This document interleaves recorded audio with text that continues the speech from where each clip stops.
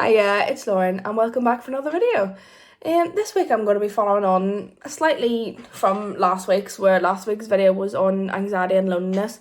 This week's is going to be on depression, and more specifically depression during COVID-19 and the ways which we can minimise the symptoms and minimise the strain that depression may have on our bodies.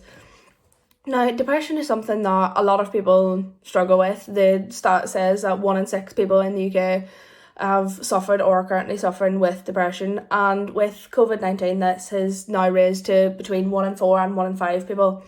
So, it's a very stressful time. It's isolating, obviously, as I've said.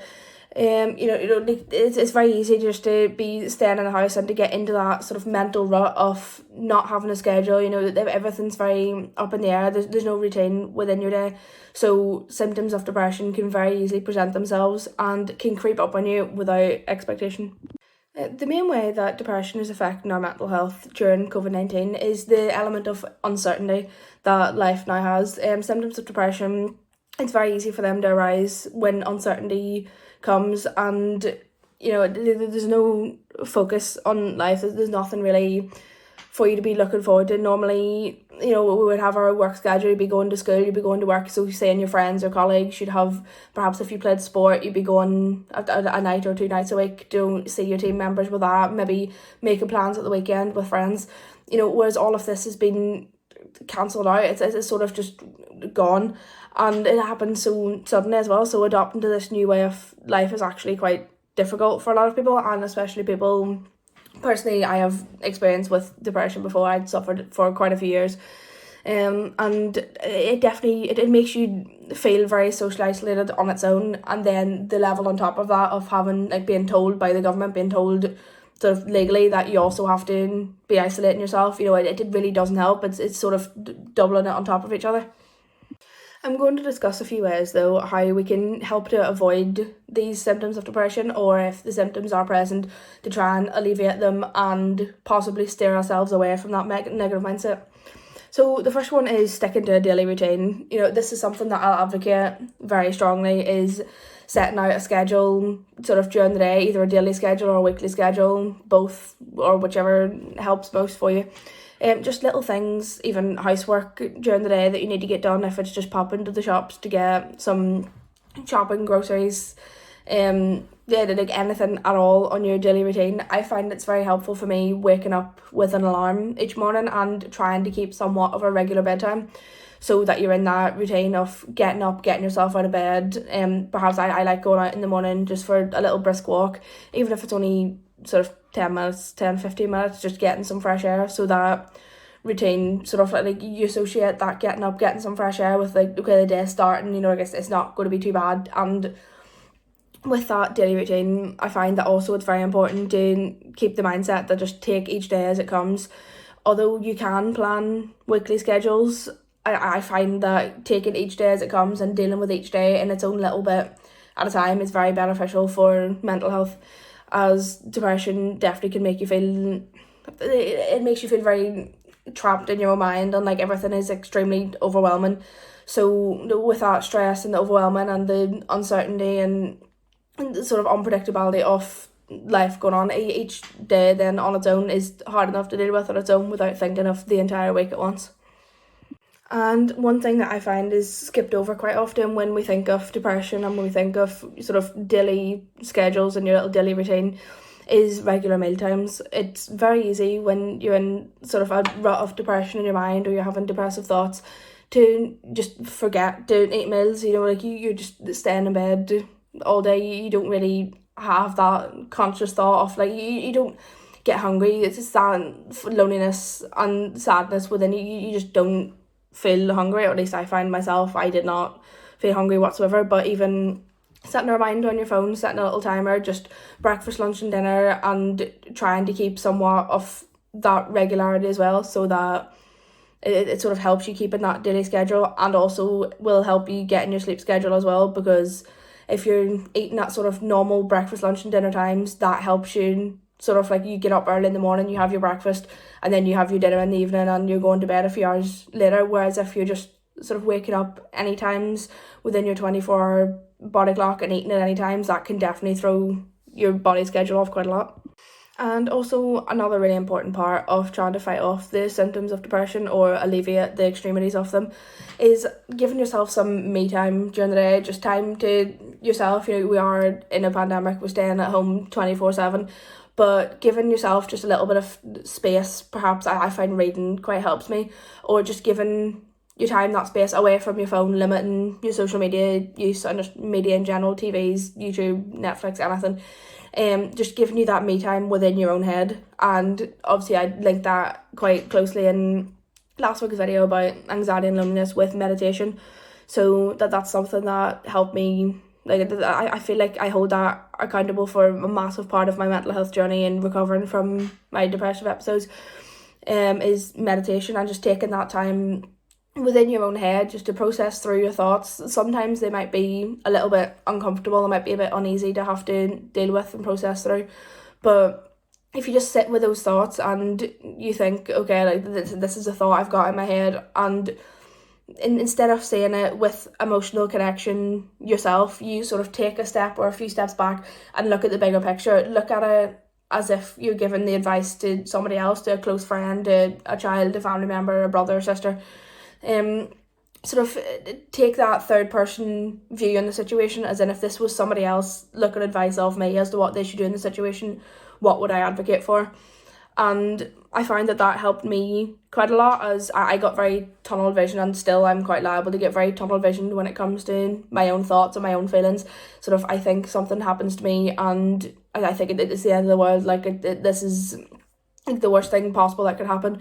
But in fact, whenever I do take that step back, you can kind of get a little bit more clarity. You can see the situation for what it is actually like, not just your tunnel vision as doing this has happened right now and you must have an immediate emotional response. You can take that step back and process it, and meditation definitely helps with that. So the process of just mindfulness as well, just being aware of those own thoughts and thinking of them in that way of analogy, or thinking that your thought is just something in that moment. It's only within that moment. It's not going to affect you forever. It's sort of the thought that you have, you can deal with it there straight on. You can push it aside, or you can just this is just, so whenever you have this thought, I'm trying to think how to explain it properly, whenever you have this thought happen to you, you can have your first immediate emotional response, which a lot of the time doesn't end very well. It's very emotionally it's emotionally pushed forward. I couldn't think of the word there. Yeah, it's sort of like it's very emotional. It's very fast. It can lead us to being angry or snapping, or like it's a stress response. Or you can completely blank it, which may work temporarily in the moment, but then later on it'll come back. So as if you've got a box in your mind of all these thoughts, you just put it in the box, you close the lid and you put it away. But at some point that box is going to, whenever you go to put something else in, it's going to overflow and you're going to have to deal with a lot at once. So that whenever the thought comes sort of to your mind, dealing through it properly and processing it the way it should be.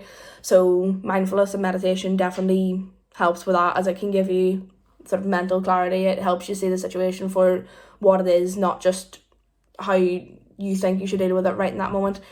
And I find that limiting social media use kind of helps and links in a roundabout way into that as well, because like whenever we're on social media, I feel like it can make depression a lot worse, or depressive symptoms a lot worse, because sort of like we were seeing everybody else with these stereotypically perfect lives online, and it seems to be really off. There's something really off and skewed and dystopian about it, and the fact that we're seeing everybody living these perfect lives online. Obviously you're not going to be posting whenever you're sad, you're not going to be posting whenever you're having a bad day, but we see everybody else and we think that they're happy and we think that we're doing something very wrong. So whenever we're already in that negative mindset, I feel seeing everybody else and their sort of fake personas online can make it a lot worse. Whereas taking that step back from social media and sort of turning your phone off and living within your own life, not within the little like technology social bubble online. You're living as your own individual person. You're not living as your avatar online.